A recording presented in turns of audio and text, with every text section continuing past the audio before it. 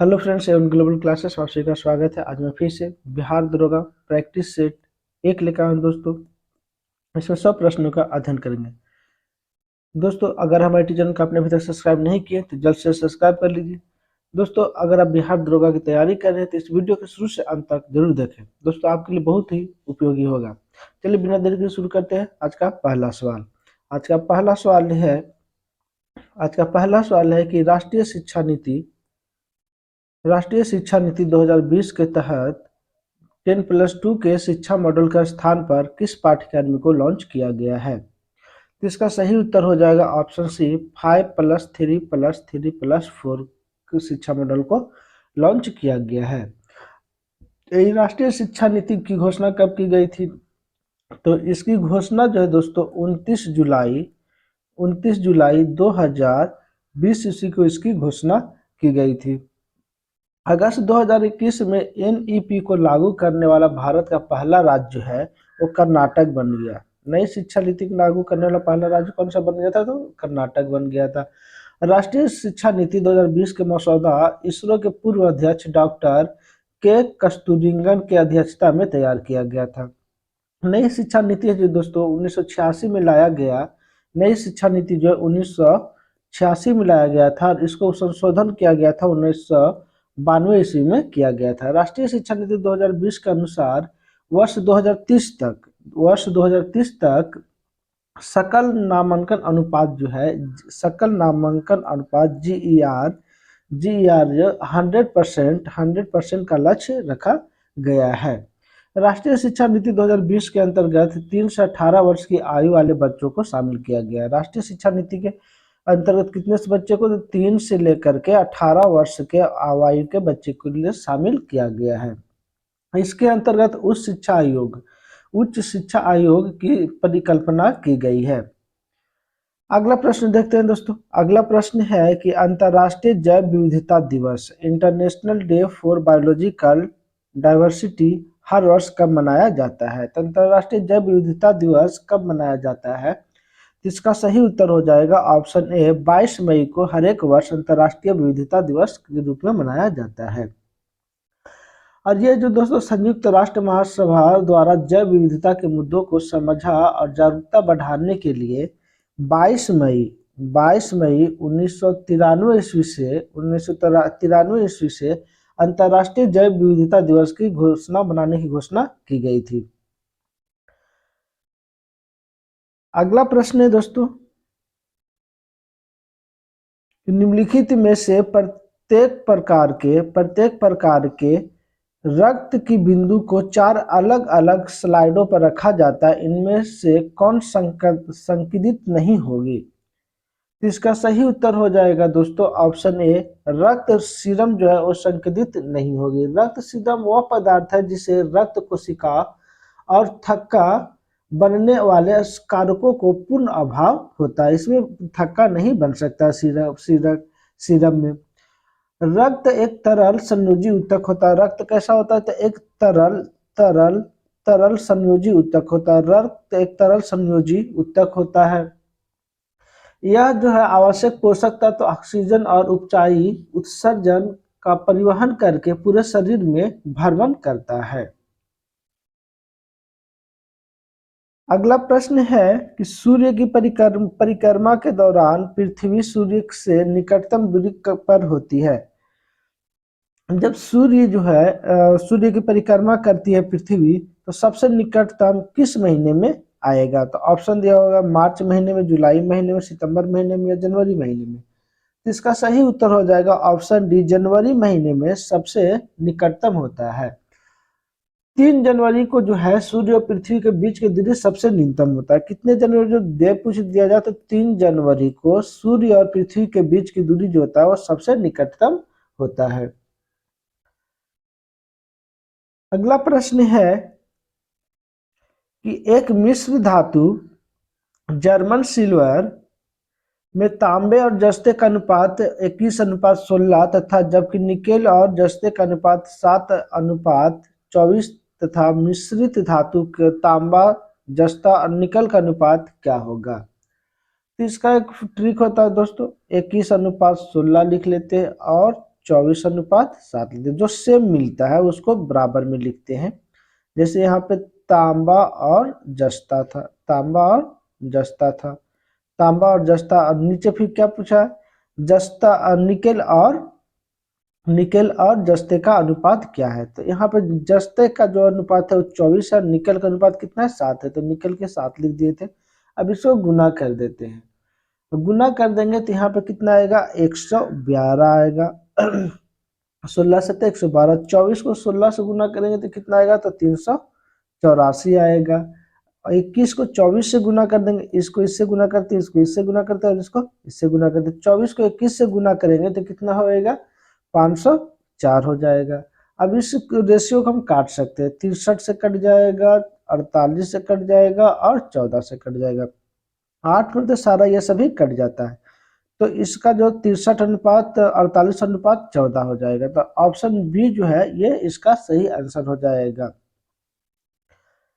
अगला प्रश्न है कि एक व्यक्ति लंबे समय तक उपवास में रहते हैं, उसके मूत्र के किसकी मात्रा असामान्य होगी।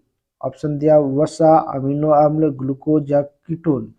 इसका सही उत्तर हो जाएगा ऑप्शन डी, कीटोन की जो मात्रा है वो असामान्य रहेगी। उपवास के दौरान शरीर का ऊर्जा जो है आवश्यकता को पूरा करने के लिए शरीर से संबंधित वसा का उपयोग करना शुरू कर देता है। जब हमारे शरीर में आवश्यकता चाहिए तो वसा से सारा एनर्जी को लेता है। वसा का उपापचय की प्रक्रिया के दौरान यह कीटोन का उत्पादन करता है। इससे रक्त में कीटोन्स की मात्रा बढ़ जाती है। यह कीटोन्स के गुर्दे द्वारा मूत्र के माध्यम से बाहर निकल जाता है। ग्लूकोज शरीर को त्वरित ऊर्जा प्रदान करता है। अगला प्रश्न है कि निम्नलिखित में से कौन शीतोष्ण कटिबंधीय घास का मैदान है। कौन शीतोष्ण कटिबंधीय घास का मैदान है। शीतोष्ण कटिबंधीय घास का मैदान है। ऑप्शन दिया सिल्वासा, स्टेपी, वेल्ड या डॉन्स। इसका सही उत्तर हो जाएगा सिल्वास जो है वो उष्ण कटिबंधीय घास का मैदान है। अगला प्रश्न एक निम्नलिखित में कौन सी दक्षिणी अंटार्कटिक महासागर की शीतल धारा है। दक्षिणी अंटार्कटिक महासागर की शीतल धारा है। ऑप्शन दिया कैनरी धारा, बेगुएला धारा, अंगुलहास धारा, ब्राजील धारा। तो इसका सही उत्तर हो जाएगा ऑप्शन बी, बेंगुएला धारा जो है ये अंटार्कटिक महासागर की ठंडी जलधारा है। अगला प्रश्न एक निम्नलिखित में से कौन संसार की सबसे बड़ी पोतवाहक नहर है। पोतवाहक नहर है। ऑप्शन दिया किल नहर, पनामा नहर, सू नहर या स्वेज नहर। तो इसका सही उत्तर हो जाएगा ऑप्शन डी, स्वेज नहर जो है वो सबसे बड़ी पोतवाहक नहर है। आज स्वेज नहर बंद हो जाए तो सारी दुनिया की अर्थव्यवस्था ठप पड़ जाएगी। स्वेज नहर जो है ये बना कब था, तो स्वेज नहर का निर्माण 1869 ईस्वी में किया गया था। स्वेज नहर का निर्माण 1869 ईस्वी में किया गया था। स्वेज नहर का राष्ट्रीयकरण जो है वो 1956 ईस्वी में किया गया। स्वेज नहर का राष्ट्रीयकरण कब किया गया, तो 1956 ईस्वी में किया गया। स्वेज नहर जो है 1872 ईस्वी में आवाजाही के लिए खोला गया था। मतलब स्वेज नहर से आने जाने के लिए 1872 ईस्वी में खोल दिया गया था। स्वेज नहर जो है वो भूमध्य सागर और लाल सागर को जोड़ता है। भूमध्य सागर और लाल सागर को आपस में जोड़ता है। स्वेज नहर की लंबाई की बात करें तो स्वेज नहर की लंबाई जो है वो 168 किलोमीटर है। स्वेज नहर की लंबाई कितनी है, तो 168 किलोमीटर है। गहराई कितनी स्वेज नहर की, तो 16.5 मीटर गहरा है। 16.5 मीटर गहरा है। 15 मीटर 16.15 मीटर स्वेज नहर की गहराई है। अगर इसकी औसत अधिकतम चौड़ाई की बात करें, अधिकतम चौड़ाई कितना, स्वेज नहर की चौड़ाई कितना, ये तो हो गया लंबाई। लेंथ कितना है भाई, तो 168 किलोमीटर। गहराई डीप कितना है, तो डीप कितना है, तो 16.15 मीटर है। और जिसकी चौड़ाई की बात की जाए चौड़ाई की बात किया जाए तो चौड़ाई कितना है स्वेज नहर की, तो 365 मीटर चौड़ा है। स्वेज नहर कितना चौड़ा है, तो 365 मीटर चौड़ा है, अधिकतम चौड़ाई और न्यूनतम जो कहीं संकीर्ण जगह है तो न्यूनतम चौड़ाई कितना है तो 60 मीटर, कम से कम जो है संकीर्ण जगह पर भी 60 मीटर ये चौड़ा और अधिकतम जो है इसकी चौड़ाई 365 मीटर चौड़ा है। अगला प्रश्न देखते हैं दोस्तों। अगला प्रश्न है कि संपूर्ण विश्व के क्षेत्रफल में भारत का भागीदारी लगभग कितना है। संपूर्ण विश्व के क्षेत्रफल में भारत की भागीदारी लगभग कितना है। तो इसका सही उत्तर हो जाएगा ऑप्शन बी 2.40% जो है संपूर्ण विश्व के संपूर्ण क्षेत्रफल में भारत का भागीदारी लगभग इतना है। लगभग कितना तो 2.40 है। भारत का क्षेत्रफल जो है विश्व के क्षेत्रफल का कितना है।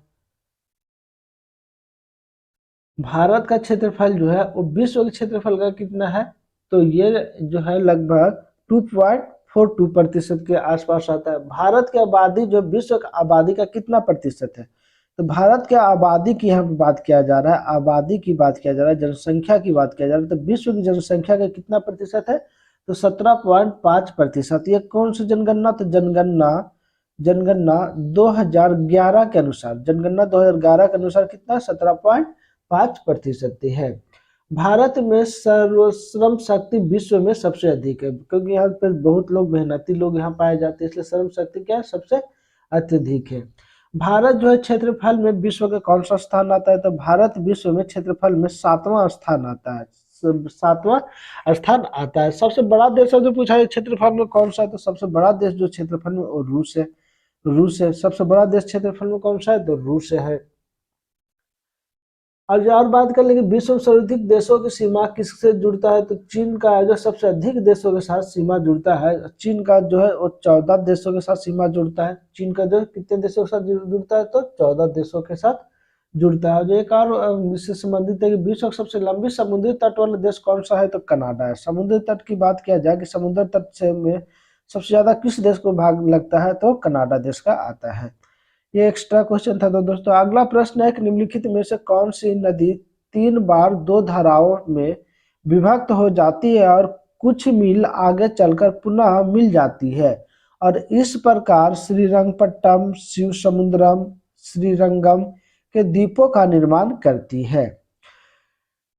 तो इसका सही उत्तर हो जाएगा दोस्तों ऑप्शन ए कावेरी नदी। कावेरी नदी है जो 3 बार 2 धाराओं में विभक्त हो जाती है और कुछ मिल आगे चलकर पुनः मिल जाती है और इस प्रकार 3 प्रकार के द्वीप का निर्माण करता है, श्रीरंगपट्टम, शिव समुद्र और श्रीरंगम। तो कौन सी नदी है तो कावेरी नदी है। अगला प्रश्न है दोस्तों कि किस प्रकार की मिट्टी अधिकतम पानी संयोज्य रखती है। अधिकतम पानी संयोज्य रखती है। ऑप्शन है दोमट, बलुई, चिकनी या लाल मिट्टी। तो इसका सही उत्तर हो जाएगा ऑप्शन सी चिकनी मिट्टी जो है ये सबसे अत्यधिक जो पानी को वो संयोज करके रखती है। मिट्टी के अध्ययन को क्या कहते हैं दोस्तों तो यहाँ पे देख लेते हैं। मिट्टी के अध्ययन के पेडोलॉजी कहा जाता है। मिट्टी के अध्ययन को पेडोलॉजी कहा जाता है। मिट्टी के अध्ययन को क्या कहते हैं तो पेडोलॉजी कहा जाता है। काली मिट्टी में भी जलधारा करने की क्षमता अधिक होती है। काली मिट्टी में भी जलधारा करने की क्षमता, उसमें रखने की क्षमता अत्यधिक होती है, जल्दी पानी उसमें सूखता नहीं है। काली मिट्टी को जो दोस्तों काली मिट्टी को रेगुर मिट्टी भी कहते हैं। काली मिट्टी को कौन सी मिट्टी कहते हैं तो रेगुर मिट्टी भी कहा जाता है। भारत में जलोढ़ मिट्टी की प्राथमिकता बहुत ही अधिक है भैया। जलोढ़ मिट्टी अधिक पाया जाता है भारत में। और जलोढ़ मिट्टी जो है सर्वप्रमुख मिट्टी है क्योंकि इसमें फसल उत्पादन के लिए बहुत ही उपयोगी मिट्टी होता है। अगला प्रश्न है दोस्तों कि लहसुन में विशिष्ट गंध का कारण क्या है। लहसुन में विशिष्ट गंध का कारण क्या है। ऑप्शन दिया हुआ है क्लोरो यौगिक है, फ्लोरो यौगिक है, सल्फर यौगिक है या ब्रोमो यौगिक कारण लहसुन में गंध होता है। तो इसका सही उत्तर हो जाएगा ऑप्शन सी सल्फर यौगिक के कारण लहसुन में गंध होता है। लहसुन और प्याज जो है ये एक बीजपत्रीय पौधा का उदाहरण है। कैसा है तो लहसुन और प्याज एक बीज पत्रीय का उदाहरण है, एक बीजपत्रीय पौधे का उदाहरण है। लहसुन प्याज और लिलिएसी कुल का पौधे हैं। लहसुन प्याज किस कुल का है तो लिली एस कुल के पौधे हैं। लिली एसी कुल के पौधे हैं। लिली एसी कुल के पौधे कौन सा है? तो लहसुन और प्याज जो है वो लिली एसी कुल के पौधे हैं। अगला प्रश्न है दोस्तों कि स्टॉक फार्मिंग क्या है? स्टॉक फार्मिंग है तो इसका सही उत्तर हो जाएगा ऑप्शन बी, पशुओं का प्रजनन को स्टॉक फार्मिंग कहा जाता है। पशुओं को प्रजनन को क्या कहा जाता है? स्टॉक। तो किस प्रकार तो कृत्रिम गर्भधारण के लिए बैलों के वीर्य को द्रव नाइट्रोजन में रखा जाता है। कृत्रिम गर्भधारण के लिए जो बैलों का वीर्य होता है उसे किस में रखा जाता है? तो नाइट्रोजन में रखा जाता है। स्टॉक फार्मिंग क्या कहलाता है? पशुओं का प्रजनन कहलाता है। अगला प्रश्न है कि विश्व पर्यावरण दिवस किस तारीख को मनाया जाता है? वह कौन सी तारीख है? विश्व पर्यावरण दिवस की बात किया जा रहा है। तो विश्व पर्यावरण दिवस जो है दोस्तों वो 5 जून को मनाते हैं हम लोग। 5 जून को विश्व पर्यावरण दिवस के रूप में मनाते हैं। 1973 ईस्वी में पर्यावरण दिवस 5 जून को मनाया गया। सर्वप्रथम कब मनाया गया था? तो 1973 ईस्वी में 5 जून को विश्व पर्यावरण दिवस के रूप में मनाते हैं। अच्छा, बात करें 21 मार्च को, तो 21 मार्च को जो है वो विश्व कविता दिवस के रूप में मनाते हैं। 21 मार्च को किस रूप में मनाते हैं? तो कविता दिवस के रूप में मनाते हैं। 21 मार्च को कविता दिवस के रूप में मनाते हैं। वही 23 दिसंबर की बात कर ले, 23 दिसंबर की बात करें तो 23 दिसंबर को राष्ट्रीय किसान दिवस मनाते हैं। राष्ट्रीय किसान दिवस को रूप में किसान दिवस के रूप में 23 दिसंबर को मनाते हैं। 23 दिसंबर को राष्ट्रीय किसान दिवस के रूप में मनाते हैं। अगला प्रश्न की ओर बढ़ते हैं दोस्तों। अगला प्रश्न जो है वो कह रहा है कि प्रकाश संश्लेषण द्वारा ऊर्जा का कितना प्रतिशत भाग रासायनिक ऊर्जा में परिवर्तित हो जाता है? प्रकाश संश्लेषण द्वारा ऊर्जा का कितना प्रतिशत भाग रासायनिक ऊर्जा में परिवर्तित हो जाता है? तो इसका सही उत्तर हो जाएगा ऑप्शन है 1 से 2% जो है वो रासायनिक ऊर्जा में परिवर्तित हो जाता है। अगला प्रश्न है कि निम्न में से कौन सा सामान्य उपयोग में लाया जाने वाला सिंथेटिक फाइबर है? सिंथेटिक फाइबर है, उपयोग में लाने जाने वाला सिंथेटिक फाइबर है।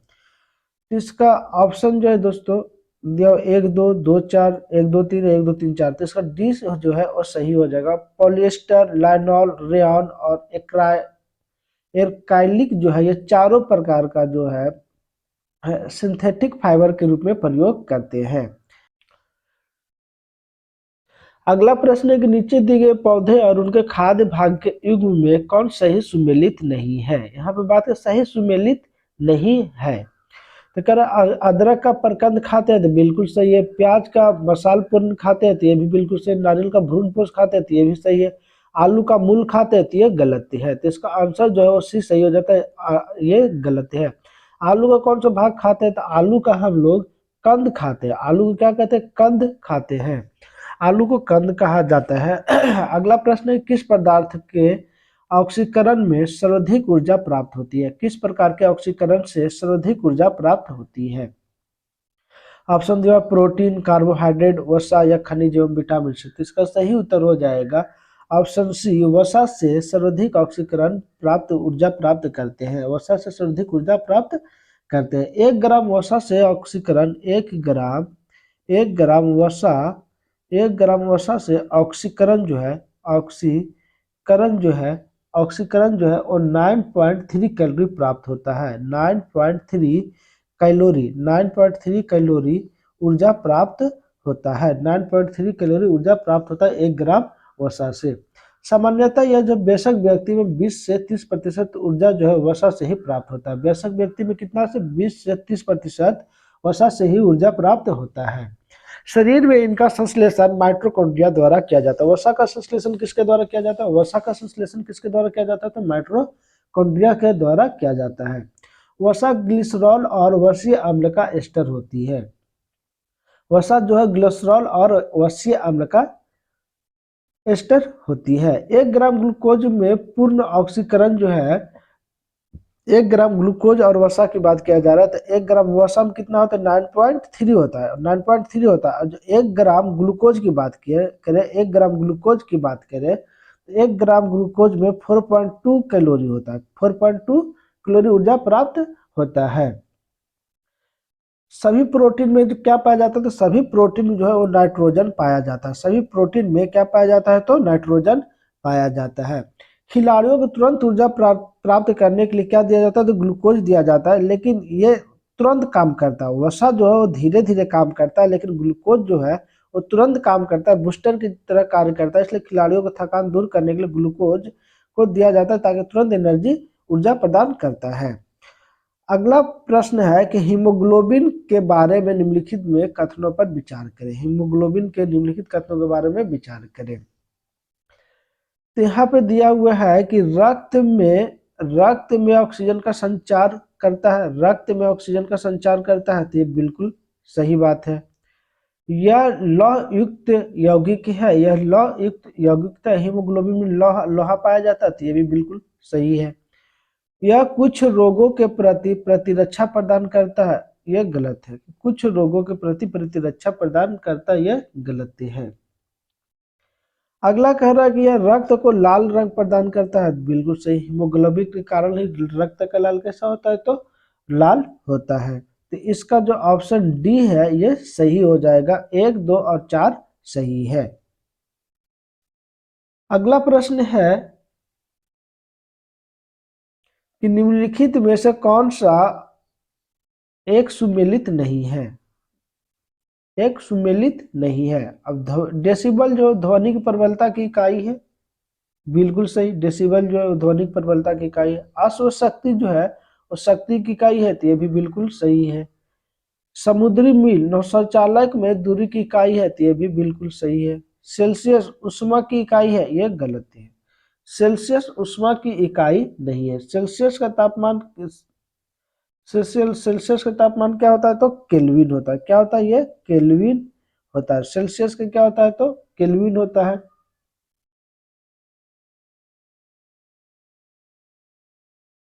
अगला प्रश्न है कि निम्न में से कौन सा बल क्षयकारी बल है, कौन सा बल क्षयकारी बल है। ऑप्शन दिया हुआ है गुरुत्व बल, घर्षण बल, विद्युत स्थिर वैद्युत बल या चुंबकीय बल। तो इसका सही उत्तर हो जाएगा ऑप्शन बी, घर्षण बल जो है वो क्षयकारी बल होता है। अगला प्रश्न है कि कणों के द्वारा हीट ट्रांसफर की प्रक्रिया को क्या कहते हैं। कणों के द्वारा हीट ट्रांसफर की प्रक्रिया को क्या कहते हैं।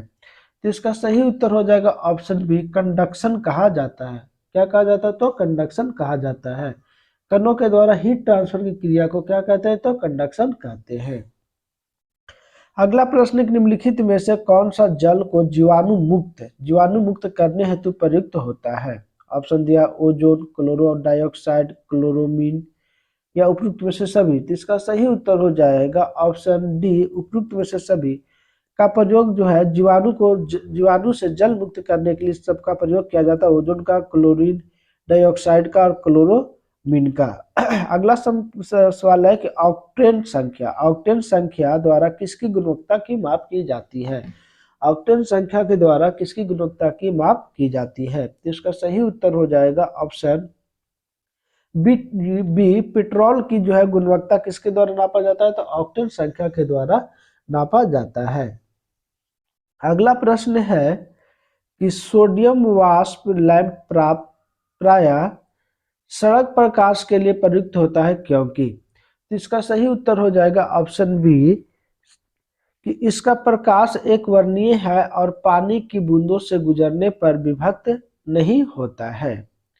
अगला प्रश्न है कि लंबी दूरी तक रेडियो प्रसारण के लिए निम्नलिखित में मुख्यतः किसका उपयोग किया जाता है। इसका सही उत्तर हो जाएगा ऑप्शन सी, आयन मंडलीय तरंगों का प्रयोग किया जाता है। आयन मंडलीय तरंगों का उपयोग किया जाता है। अगला प्रश्न है कि पानी की अस्थायी कठोरता के लिए निम्न में से कौन सी उत्तरदायी है। तो स्थायी कठोरता, पानी की स्थायी कठोरता के लिए कौन उत्तरदायी है। तो इसका सही उत्तर हो जाएगा ऑप्शन ए, कैल्शियम और मैग्नीशियम के क्लोराइड्स व सल्फेट्स। अगला प्रश्न है कि शराब पीकर वाहन चालक के श्वसन प्रशिक्षण में यातायात पुलिस क्या इस्तेमाल करती है। तो इसका सही उत्तर हो जाएगा option A, potassium dichromate sulphuric अम्ल एसिड का प्रयोग करते हैं। अगला प्रश्न है कि गैस वेल्डिंग में सामान्यतः प्रयुक्त गैस कौन सी है। गैस वेल्डिंग में सामान्यतः प्रयुक्त गैस कौन सी है। तो इसका सही उत्तर हो जाएगा ऑप्शन सी, एसिटिलीन गैस का प्रयोग किया जाता है गैस वेल्डिंग में। एसिटिलीन गैस का प्रयोग किया जाता है गैस वेल्डिंग में। अगला प्रश्न है कि हाइड्रोक्सी समूह वाला यौगिक ऑर्गेनिक अम्ल कौन सा है? हाइड्रोक्सी समूह वाला ऑर्गेनिक अम्ल कौन सा है? तो इसका सही उत्तर हो जाएगा ऑप्शन ए, बेंजोइक अम्ल जो है वो हाइड्रोक्सिक समूह वाला ऑर्गेनिक अम्ल है। अगला प्रश्न है कि दूध को निम्न विधि से एक रूप होमोजीनाइज किया जाता है। तो इसका सही उत्तर हो जाएगा ऑप्शन सी, इसके वसा कणों को सेंट्राफ्यूज की सहायता से सूक्ष्म आकार में बदला जाता है। अगला प्रश्न है कि जेड परमाणु क्रमांक वाले परमाणु को किसी दी गई कक्षा में इलेक्ट्रॉन की ऊर्जा समानुपाती होता है। तो इसका सही उत्तर हो जाएगा ऑप्शन बी, जेड स्क्वायर के समानुपाती होता है। अगला प्रश्न है कि सूची 1 को सूची 2 से सुमेलित कीजिए। एक तरफ दिया हुआ है कि हड़प्पा संस्कृति की बस्ती और नदी किनारे बसा अवस्थित शहर। तो हड़प्पा जो है वो किस नदी के किनारे बसा हुआ? तो हड़प्पा जो है वो रावी नदी के किनारे बसा हुआ है। कालीबंगा किस नदी के किनारे बसा हुआ था? कालीबंगा जो है वो घाघर नदी के किनारे बसा हुआ है। लोथल किस नदी के किनारे बसा हुआ? तो लोथल जो है वो भोगवा नदी के किनारे बसा हुआ है। रोपड़ किस नदी के किनारे बसा हुआ है? तो सतलज नदी के किनारे बसा हुआ है। तो इसका सही उत्तर जो है वो हो जाएगा ऑप्शन ए, सही हो जाएगा। अगला प्रश्न है कि महात्मा बुद्ध के संबंध में निम्नलिखित कथनों में कौन सही है? महात्मा बुद्ध के संबंध में निम्नलिखित में से कौन सा कथन सही है? इसका पढ़ते कर उनका जन्म कपिलवस्तु में हुआ था, तो बिल्कुल सही है। उन्होंने बोध गया में ज्ञान की प्राप्ति किया, बिल्कुल सही है। उन्होंने वैदिक धर्म को अस्वीकार किया था, तो बिल्कुल सही है ये भी। उन्होंने आर्य सत्य का प्रचार किया था, आर्य सत्य का प्रचार किया था, तो ये भी बिल्कुल सही था। इसका ऑप्शन डी जो है ये सही हो जाएगा। ऑप्शन डी इसका सही हो जाएगा आंसर। अगला प्रश्न है कि अद्वैत दर्शन का संस्थापक कौन है? अद्वैत दर्शन के संस्थापक कौन है? तो इसका सही उत्तर हो जाएगा अद्वैत दर्शन का संस्थापक जो है वो शंकराचार्य है। अगला प्रश्न है कि महाबलीपुरम के रथ मंदिरों का निर्माण किसने करवाया था? महाबलीपुरम के रथ मंदिरों का निर्माण किसने करवाया था? तो इसका सही उत्तर हो जाएगा ऑप्शन ए, नरसिंहवर्मन प्रथम ने महाबलीपुरम के रथ मंदिर का निर्माण करवाया था। रथ मंदिर को तट मंदिर भी कहा जाता है। रथ मंदिर को क्या कहा जाता है? तट मंदिर भी कहा जाता है। इसे एकास्मक मंदिर भी कहा जाता है। इसे और क्या कहा जाता है? तो एकास्मक मंदिर भी कहा जाता है। रथ मंदिर को सप्त पैगोडा भी कहा जाता है। क्या कहा जाता है? तो सप्त पैगोडा भी कहा जाता है। पैगोडा भी कहा जाता है। पैगोडा भी कहा जाता है। रथ मंदिर को सप्त पैगोडा भी कहा जाता है। नरसिंहवर्मन प्रथम जो थे किस वंश के शासक थे? तो ये पल्लव वंश के शासक थे। किस वंश के शासक थे? तो पल्लव वंश के शासक थे। पल्लव वंश के शासक थे। अगला प्रश्न है कि निम्न में से किस सुल्तान ने कुतुब मीनार की 5वीं मंजिल का निर्माण करवाया था? तो किस सुल्तान ने 5वीं मंजिल का निर्माण करवाया था? तो इसका सही उत्तर हो जाएगा फिरोज शाह तुगलक ने कुतुब मीनार के 5वीं मंजिल का निर्माण करवाया था।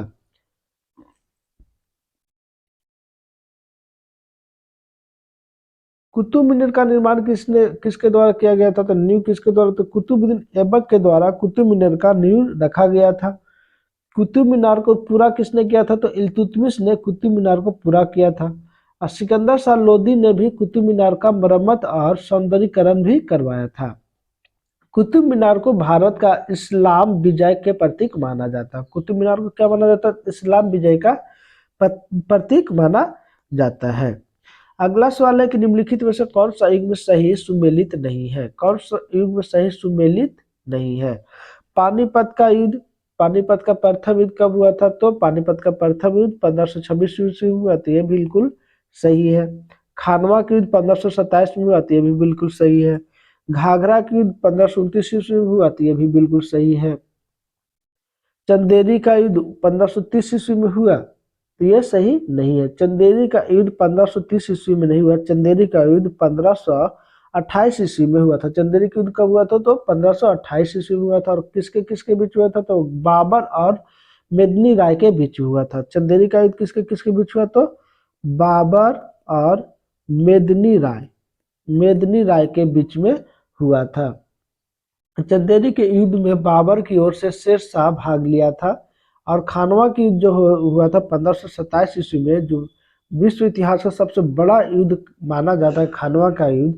तो खानवा का युद्ध जो है वो राणा सांगा और बाबर के बीच हुआ था, जिसमें राणा सांगा का पराजित हुआ था। अगला प्रश्न है कि अंग्रेजों का फोर्ट विलियम कहाँ स्थित है? अंग्रेजों का फोर्ट विलियम कहाँ स्थित है? तो फोर्ट विलियम कहाँ स्थित है? तो इसका सही उत्तर हो जाएगा ऑप्शन बी, फोर्ट विलियम जो है वो कलकत्ता में स्थित है।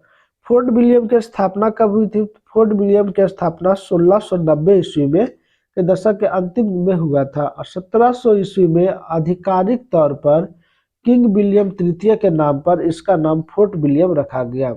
1700 ईस्वी में आधिकारिक तौर पर किंग विलियम तृतीय के नाम पर इसका नाम फोर्ट विलियम रखा गया था।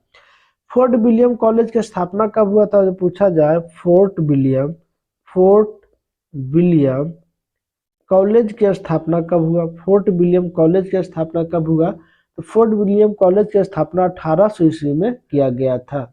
1800 ईस्वी में किया गया था। अगला प्रश्न है कि सर्वेंट ऑफ इंडिया सोसाइटी का स्थापना किसने किया था? सर्वेंट ऑफ इंडिया सोसाइटी की स्थापना किसने किया था? तो इसका सही उत्तर हो जाएगा ऑप्शन डी, गोपाल कृष्ण गोखले के द्वारा सर्वेंट ऑफ इंडिया सोसाइटी की स्थापना किया गया था। इनके द्वारा कब किया गया? तो 1905 ईस्वी में सर्वेंट ऑफ इंडिया सोसाइटी का स्थापना किया गया था। गोपाल कृष्ण गोखले जी के गुरु का नाम क्या था? तो गोपाल कृष्ण जी गुरु का नाम जो था एमजी रनाडे थे। एमजी रनाडे गोपाल कृष्ण जी के गुरु थे। अगला प्रश्न है कि निम्न में से कौन क्रांतिकारी पत्र वंदे मातरम के संपादक थे? वंदे मातरम के संपादक कौन थे? तो इसका सही उत्तर हो जाएगा ऑप्शन ए, मैडम भीखाजी कामा जो थे वो क्रांतिकारी पत्र वंदे मातरम के संस्थापक थे। मैडम भीखाजी कामा पेरिस से 1909 ईस्वी में वंदे मातरम समाचार पत्र निकाले थे। कहाँ से निकाले थे? तो पेरिस से।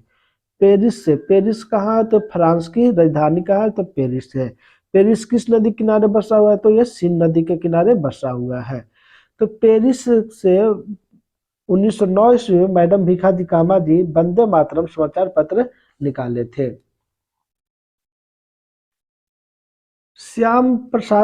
श्यामजी कृष्ण वर्मा जो थे 1905 ईस्वी में इंडिया हाउस की स्थापना किए थे।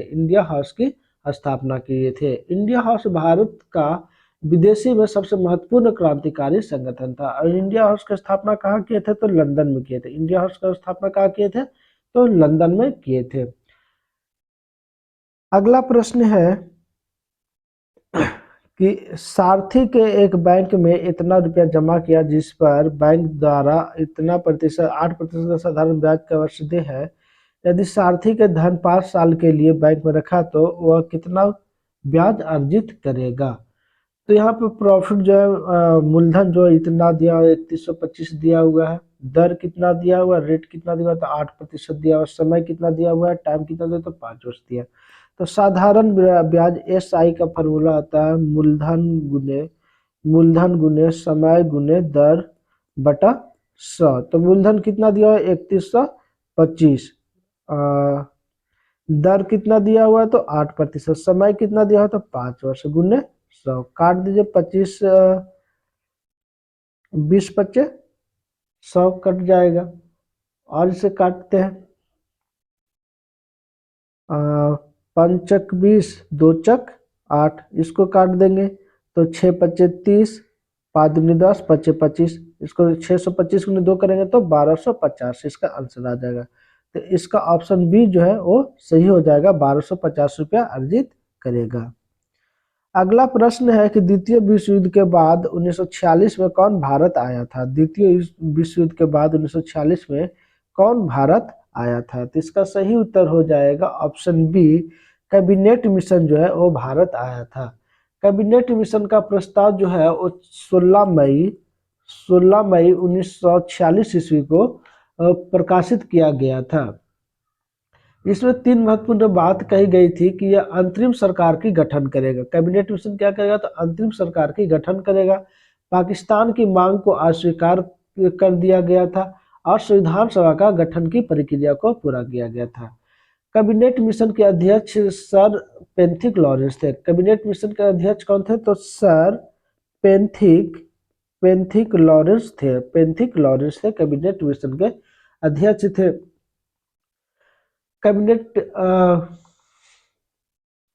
कैबिनेट मिशन के तहत ही भारत में कैबिनेट की स्थापना हुई और भारत में संविधान निर्माण की प्रक्रिया को पूरा करने के लिए भारत को विधि व्यवस्था को लागू करने की प्रक्रिया को किया गया था। अगला प्रश्न है कि केंद्र में द्वैध शासन किस अधिनियम के अंतर्गत स्थापित किया गया था। केंद्र में द्वैध शासन किस अधिनियम के तहत अधिनियम के अंतर्गत स्थापित किया गया था। तो इसका सही उत्तर हो जाएगा ऑप्शन सी, भारत सरकार अधिनियम 1935 के द्वारा द्वैध शासन की प्रक्रिया को लागू किया गया था। अगला प्रश्न है कि भारत एक गणतंत्र है, इसका अर्थ क्या है। तो भारत एक गणतंत्र है, इसका अर्थ क्या है कि भारत में वंशानुगत शासन नहीं होगा। गणतंत्र का अर्थ क्या होता है कि वंशानुगत शासन, जो राजा का बेटा राजा बनेगा, ये सब नहीं होगा। इसे गणतंत्र का अर्थ यही होगा। अगला सवाल है कि मौलिक अधिकारों के अंतर्गत कौन सा अनुच्छेद बच्चों के शोषण के विरुद्ध अधिकार संबंधित है। तो बच्चों के शोषण के विरुद्ध अधिकार संबंधित है। तो इसका सही उत्तर हो जाएगा ऑप्शन डी, अनुच्छेद 24 जो है बच्चों के शोषण के विरुद्ध अधिकार से संबंधित है। अनुच्छेद 24 जो मौलिक अधिकारों के अनुच्छेद 24 जो बच्चों के शोषण के अधिकार से संबंधित है। अनुच्छेद 24 में लिखी गई है कि 14 वर्ष से कम बच्चे वाले बच्चे को और जो किसी कारखाने में कार्य कराते हैं तो वो गैर कानूनी होगा। 14 वर्ष से कम बच्चों को कारखाने में नहीं क्या कराया जा सकता। ये किस अनुच्छेद के अंतर्गत कहा गया है, तो अनुच्छेद 24 के अंतर्गत कहा गया है। अगला प्रश्न है कि निम्नलिखित में से किस प्रकार की प्राधिकार भारत के राष्ट्रपति को प्राप्त है। तो इसका सही उत्तर हो जाएगा ऑप्शन डी सही हो जाएगा कि वास्तविक और लोकप्रियता होगा, ये गलत बात है। औपचारिक और विधिक होंगे तो ये बिल्कुल सही है। राजनीतिक और नाम मात्र होंगे, ये बिल्कुल गलत है। संवैधानिक और नाम मात्र होंगे, ये बिल्कुल सही है। नाम मात्र के हैं लेकिन वो संवैधानिक होंगे, ना कि राजनीतिक के होंगे। संविधान में उल्लेखित है कि भारत के राष्ट्रपति होंगे, राजनीतिक तौर पे नहीं। अगला प्रश्न है कि एक जौहरी ने हीरे का एक हार विशिष्ट रूप से बनाया, उसका मूल्य इतना रुपया तय किया। इसके निर्माण में कच्चे माल सहित जौहरी को इतना रुपये का निवेश हुआ और इतने रुपये के शुल्क पर भुगतान किया गया। यदि कच्चे माल की लागत 20% सोना था तो सोने खरीदने के लिए जौहरी को कितना रकम खर्च करना पड़ेगा।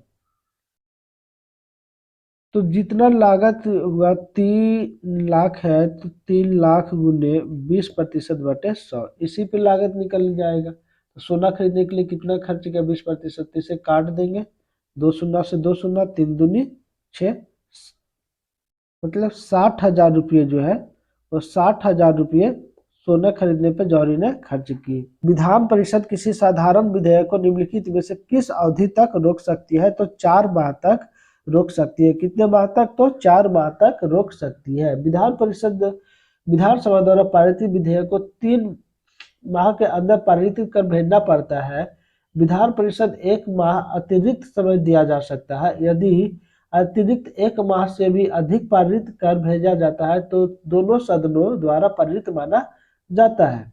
अब विधान परिषद जो धन विधेयक को ये साधारण विधेयक की बात किया गया था, और जो धन विधेयक की बात करें तो धन विधेयक को राज्यसभा को केवल 14 दिन तक रोक सकते हैं। धन विधेयक को धन विधेयक को कितने दिन तक रोक सकते हैं? तो मात्र 14 दिन तक।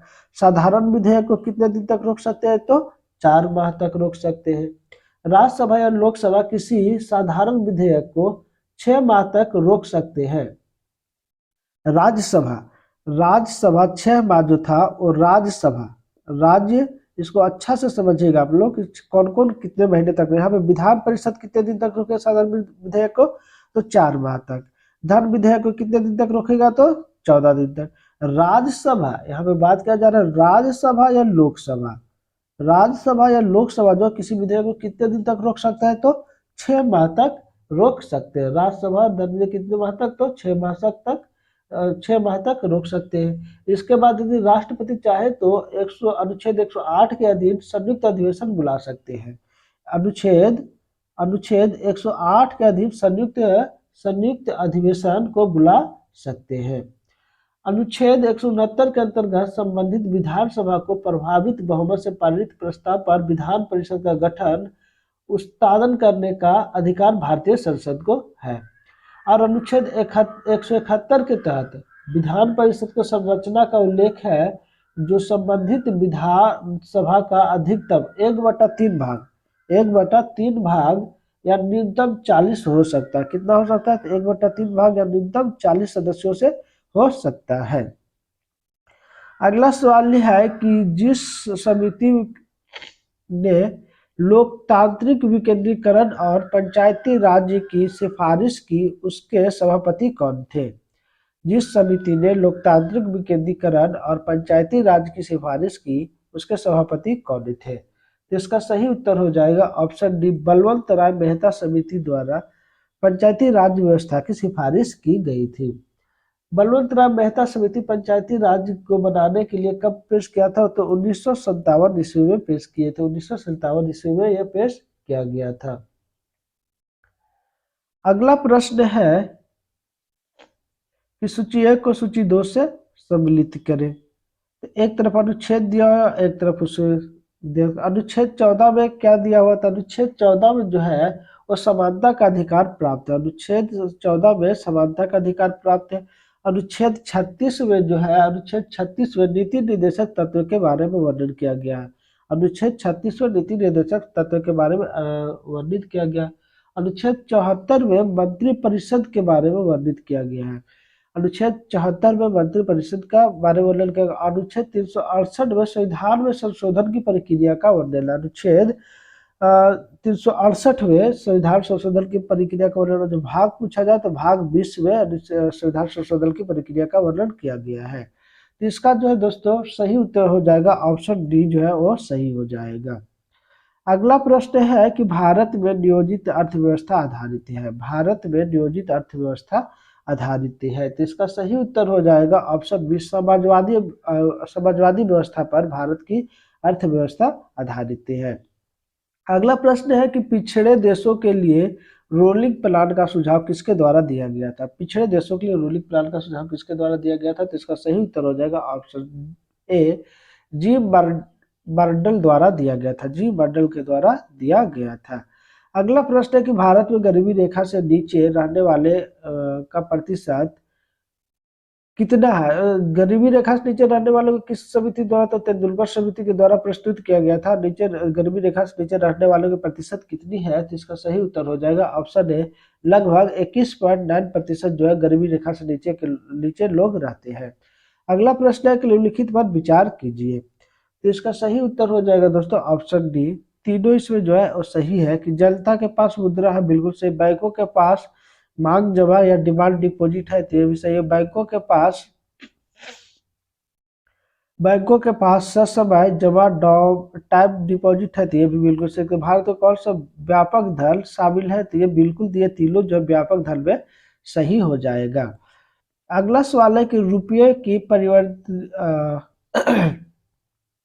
परिवर्तनीयता का तात्पर्य क्या? रुपये की परिवर्तनीयता का तात्पर्य क्या है? तो इसका सही उत्तर हो जाएगा ऑप्शन सी, रुपये को अन्य प्रमुख मुद्राओं को रुपये में मुक्त रूप में परिवर्तित कर देने की अनुमति होता है। अगला प्रश्न है कि ब्रेक इवन बिंदु क्या है? ब्रेक इवन बिंदु क्या है? ब्रेक इवन बिंदु क्या है? तो इसका सही उत्तर हो जाएगा ऑप्शन सी, वह स्थिति जब फर्म को न लाभ हो न हानि हो, उसे क्या कहा जाता है? ब्रेक इवन बिंदु कहा जाता है। अगला प्रश्न है कि निम्नलिखित खेलों में से प्रत्येक पक्ष के खिलाड़ियों की संख्या किस खेल में सर्वाधिक होता है? इसका सही उत्तर हो जाएगा ऑप्शन सी, रग्बी फुटबॉल में अत्यधिक खिलाड़ी होता है। रग्बी फुटबॉल में जो है प्रत्येक पक्ष में 15 खिलाड़ी होता है, वही फुटबॉल में प्रत्येक पक्ष में 11 खिलाड़ी होता है। हॉकी में प्रत्येक पक्ष में भी 11 खिलाड़ी होता है। और खो खो में जो है, खो खो में प्रत्येक पक्ष में कितना खिलाड़ी होता है? तो 9 खिलाड़ी होता है।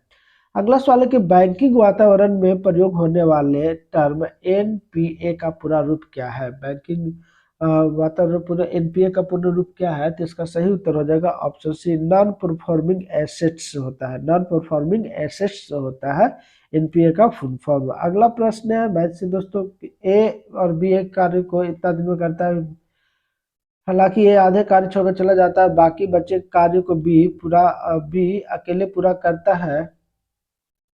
बी अकेले पूरा करता है, तो इस तरह के कार्य पूरा करने में 2.5 दिन का समय लेता है। तो बी ए की तुलना में अधिक कुशल है, और बी अकेले उस कार्य को शुरू से आखिर तक पूरा करे तो उसे कितना दिन लगेगा? तो इसका सही उत्तर जो है दोस्तों हो जाएगा ऑप्शन सी, 2 दिन लगेगा। अगला प्रश्न है कि प्रसिद्ध भारतीय वैज्ञानिक सीवी रमन ने रमन इफेक्ट खोज के दिन को विज्ञान दिवस के रूप में मनाया जाता है। यह दिन किस तिथि को मनाया जाता है? तो विज्ञान दिवस के भारतीय प्रसिद्ध वैज्ञानिक सीवी रमन के जन्म दिवस और विज्ञान दिवस के रूप में मनाते हैं। तो ये कब मनाते हैं? तो 28 फरवरी को विज्ञान दिवस के रूप में मनाते हैं। अगला प्रश्न है कि महात्मा गांधी ने अपनी आत्मकथा मूलतः किस भाषा में लिखी थी? अपने मूलतः किस भाषा में लिखी थी आत्मकथा? तो इसका सही उत्तर हो जाएगा ऑप्शन बी, गुजराती भाषा में आत्मकथा लिखे थे। अगला प्रश्न है कि प्रतिष्ठित टाइलर पुरस्कार किस क्षेत्र के में विशिष्ट योगदान के लिए दिया जाता है? तो इसका सही उत्तर हो जाएगा ऑप्शन डी, पर्यावरण सुरक्षा के क्षेत्र में टाइलर पुरस्कार दिया जाता है। अगला सवाल है कि विश्व प्रसिद्ध मयूर सिंहासन मुगल के किस भवन में रखा गया था? तो इसका सही उत्तर हो जाएगा ऑप्शन डी, दिल्ली के लाल किले का दीवाने आम में रखा गया था। अगला सवाल है कि 20 रुपये के नोट पर निम्नलिखित में से किस राष्ट्रीय उद्यान की छवि है? तो इसका सही उत्तर हो जाएगा ऑप्शन ए, माउंट हैरियट उद्यान की छवि है।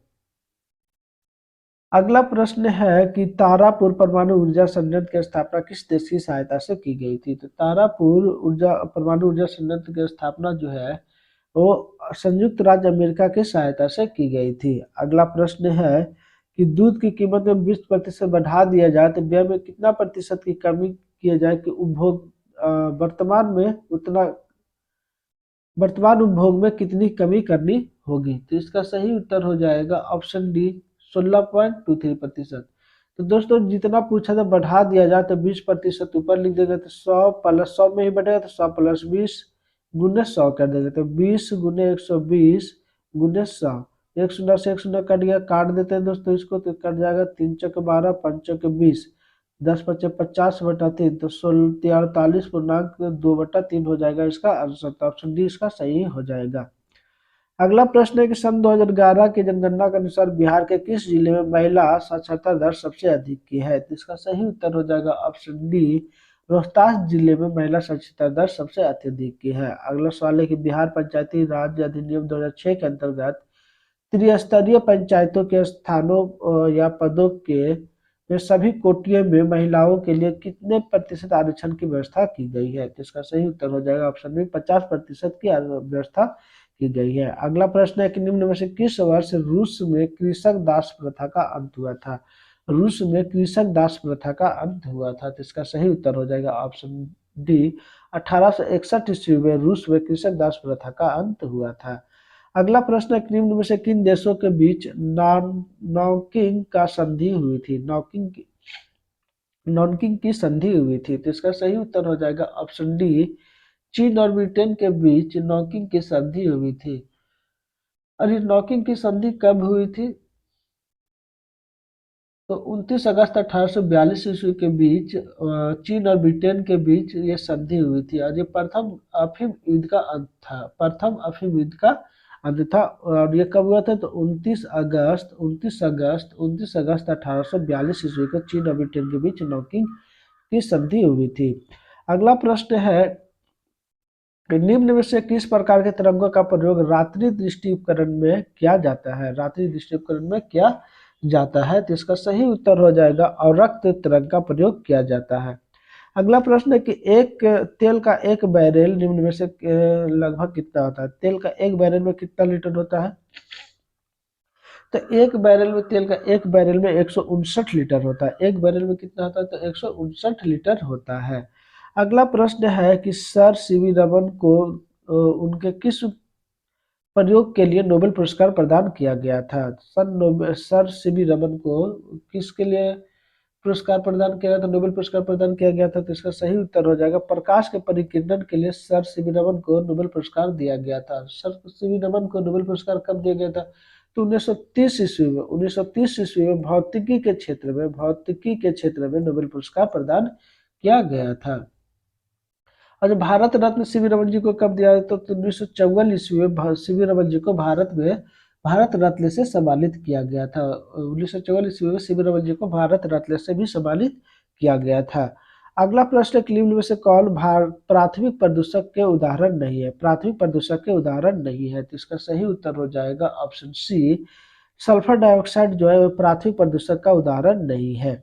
अगला प्रश्न है कि निम्न में से किस उद्योग की निगरानी हेतु जैव चिप का विकास किया गया था? जैव चिप का विकास किया गया था, तो इसका सही उत्तर हो जाएगा ऑप्शन डी, मत्स्य उद्योग के लिए जैव चिप का आविष्कार किया गया था। अगला प्रश्न है कि निम्न में से किस पुरस्कार को वरीयता सूची के में स्थान दिया गया? किस पुरस्कार को वरीयता सूची में स्थान दिया गया? तो इसका सही उत्तर हो जाएगा ऑप्शन ए, भारत रत्न पुरस्कार को वरीयता सूची में स्थान दिया गया। वरीयता सूची का क्रम जो है 7 क्रम है। भारत रत्न से सम्मानित व्यक्ति का क्रम जो है रैंकिंग क्रम है, रैंक ऑर्डर है, रैंकिंग क्रम का ऑर्डर है वो 7 क में आता है। सबसे पहले राष्ट्रपति आते हैं। अगला प्रश्न है कि दिए गए विकल्पों में कौन सा युग्म सत्य है? दिए गए विकल्पों में कौन सा युग्म सत्य है? तो इसका सही उत्तर हो जाएगा ऑप्शन बी, सलमान रुश्दी जो है वो फ्यूरी। सलमान रुश्दी द्वारा लिखी गई पुस्तक कौन सी है? तो फ्यूरी है। इनके द्वारा लिखी गई प्रसिद्ध पुस्तक जो है मिडनाइट चिल्ड्रन है, सलीमार द क्लाउड है, सेलेंटिक सर्वेजेज है। ये सलमान रुश्दी द्वारा लिखी गई प्रसिद्ध पुस्तकें हैं। अगला प्रश्न है, निम्न से किसने प्रत्यक्ष एवं अप्रत्यक्ष सहयोग में अंतर स्पष्ट किया है? प्रत्यक्ष एवं अप्रत्यक्ष सहयोग में अंतर स्पष्ट किया, तो इसका सही उत्तर हो जाएगा ऑप्शन सी, मैकावर एवं पेज द्वारा प्रत्यक्ष एवं अप्रत्यक्ष में अंतर स्पष्ट किया गया है। अगला प्रश्न है कि जानबूझकर किया गया वह प्रयत्न जो किसी की इच्छा का विरोध करने, रोकने या इसे दबाने के लिए किया जाता है, तो वह क्या कहलाता है? तो इसका सही उत्तर हो जाएगा ऑप्शन बी, संघर्ष कहलाता है। अगला प्रश्न है कि निम्न में से कौन मानव विकास सूचकांक का संकेत नहीं है? मानव विकास सूचकांक का संकेत नहीं है, तो इसका सही उत्तर हो जाएगा ऑप्शन सी, शहरीकरण का स्तर जो है मानव विकास सूचकांक का संकेत नहीं है। अगला सवाल है कि कनाडा ओपन 2023 विजेता लक्ष्य सेन किस खेल से संबंधित है? कनाडा ओपन 2023 विजेता लक्ष्य सेन किस खेल से संबंधित है? तो इसका सही उत्तर हो जाएगा ऑप्शन बी, बैडमिंटन खेल से संबंधित है लक्ष्य सेन। अगला सवाल है कि देश के पहले सहकारिता और संचालित सैनिक स्कूल का शिलान्यासन कहाँ किया गया है? देश में पहले सहकारिता से संचालित सैनिक स्कूल का शिलान्यासन कहाँ किया गया है? तो इसका सही उत्तर हो जाएगा ऑप्शन सी, गुजरात में किया गया है। अगला सवाल है कि हाल ही में किस देश के द्वारा भारतीय संरक्षणवादियों को पर्यावरण पुरस्कार दिया गया है? इसका सही उत्तर हो जाएगा ऑप्शन बी, ब्रिटेन को दिया गया है। अगला प्रश्न है कि ब्रिटेन के प्रधानमंत्री ऋषि सुनक द्वारा 2023 का पॉइंट ऑफ लाइट अवार्ड किस भारतीय को सम्मानित किया गया है? तो इसका सही उत्तर हो जाएगा ऑप्शन ए, राजिंदर सिंह भट्ट को दिया गया है, पॉइंट ऑफ लाइट अवार्ड से सम्मानित किया गया है। अगला सवाल है कि विश्व पर जनसंख्या दिवस 2023 के संदर्भ में निम्नलिखित में से कौन सा कथन सत्य है? तो इसका सही उत्तर हो जाएगा ऑप्शन सी, 1 और 2 दोनों सत्य है। 11 जुलाई को विश्व जनसंख्या दिवस के रूप में मनाते हैं, तो ये भी बिल्कुल सही है। इसका थीम क्या था? तो लैंगिक समानता की शक्ति को उजागर करना था, तो ये भी बिल्कुल सही है। 2023 का जो विश्व जनसंख्या का थीम है लैंगिक समानता की शक्ति को उजागर करना है, और 11 जुलाई को विश्व जनसंख्या दिवस के रूप में मनाते हैं। अगला सवाल है कि 23वां शंघाई सहयोग संगठन के राष्ट्र प्रमुखों की परिषद समिति की पहली बार अध्यक्षता किस देश द्वारा किया गया? तो इसका सही उत्तर हो जाएगा ऑप्शन बी, भारत के द्वारा पहली बार इसकी अध्यक्षता किया गया है। अगला सवाल है कि जून जून 2023 में किस शहर द्वारा अंतर्राष्ट्रीय जैविक महोत्सव का मेजबानी किया गया?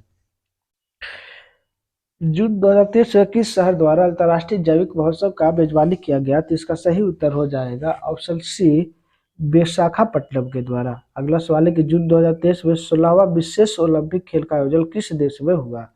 तो इसका सही उत्तर हो जाएगा ऑप्शन ए, जर्मनी बर्लिन में किया गया है। अगला प्रश्न, महिला व बाल विकास मंत्रालय ने अमृत सृजन अभियान नए भारत के सपने हेतु किसके साथ शुरू किया है? तो इसका सही उत्तर हो जाएगा ऑप्शन सी, मेटा के द्वारा शुरू किया गया है। अगला सवाल है कि भारत पाकिस्तान के बीच किशनगंगा और रतले जल विद्युत संयंत्र के आपसी विवाद के मामले में मध्यस्थता हेतु विश्व बैंक द्वारा किससे अध्यक्ष बनाया गया है? तो इसका सही उत्तर हो जाएगा ऑप्शन बी, सिन बर्फी को बनाया गया है। अगला सवाल है कि लूना 25 नामक चंद्रयान किस देश ने लॉन्च किया है? लूना 25 नामक चंद्रयान किस देश ने लॉन्च किया है? तो इसका सही उत्तर हो जाएगा ऑप्शन बी, रूस ने लूना 25 को लॉन्च किया है। अगला सवाल है कि Stockholm international peace research institute द्वारा जारी वैश्विक सैन्य व्यवस्था 2023 में भारत की रैंकिंग क्या है? तो इसका सही उत्तर हो जाएगा ऑप्शन सी, चौथा जो है वो सैनिक रैंकिंग में स्थान मिला है। अगला सवाल है कि पांचवा आसियान भारत व्यापार शिखर सम्मेलन 2023 का आयोजन कहाँ किया गया? पांचवा आसियान भारत व्यापार शिखर सम्मेलन 2023 का आयोजन कहाँ किया गया? तो इसका सही उत्तर हो जाएगा ऑप्शन ए, कुआलालंपुर मलेशिया में किया गया है। अगला सवाल है कि पूर्वोत्तर भारत की पहली एयरलाइंस कंपनी की परिचालन शुरू करने की स्वीकृति प्राप्त किया गया है। तो इसका सही उत्तर हो जाएगा option C, jet wings airways के द्वारा। अगला सवाल है कि केंद्रीय मंत्रिमंडल ने 2023-24 सत्र के दौरान खरीफ फसल के लिए न्यूनतम समर्थन मूल्य के संदर्भ में मूंग का कीमत कितना घोषित किया? मूंग का कीमत कितना घोषित किया गया है? तो इसका सही उत्तर हो जाएगा ऑप्शन सी, 8,558 घोषित किया गया है। अगला सवाल है कि डीपीआईआईटी द्वारा जारी रिपोर्ट में वित्तीय वर्ष 2023 के अनुसार भारत का सबसे बड़ा निवेशक कौन सा है? इसका सही उत्तर हो जाएगा ऑप्शन ए, सिंगापुर है। अगला प्रश्न है कि नीति आयोग द्वारा हाल ही में 2020-21 में कोविड वर्ष का वार्षिक स्वास्थ्य सूचकांक जारी किया है, जिसमें बड़े राज्यों के बीच शीर्ष प्रदर्शनकर्ता के रूप में किसे चुना गया है? तो इसका सही उत्तर हो जाएगा ऑप्शन ए, केरल को चुना गया है। अगला प्रश्न है कि हाल ही में राष्ट्रीय परीक्षा एजेंसी एनटीए का नया महानिदेशक किसे नियुक्त किया गया है? तो इसका सही उत्तर हो जाएगा ऑप्शन ए, सुबोध कुमार सिंह को नया परीक्षा एजेंसी नियुक्त किया गया है। धन्यवाद दोस्तों, हमारा वीडियो आप लोग कैसा लगा कमेंट करके जरूर बताएं। दोस्तों अगर वीडियो चैनल को आप लोग सब्सक्राइब नहीं किए तो जल्द से सब्सक्राइब कर लीजिए। चलिए हम लोग फिर से मिलते हैं अगले वीडियो, तब तक के लिए जय हिंद जय भारत।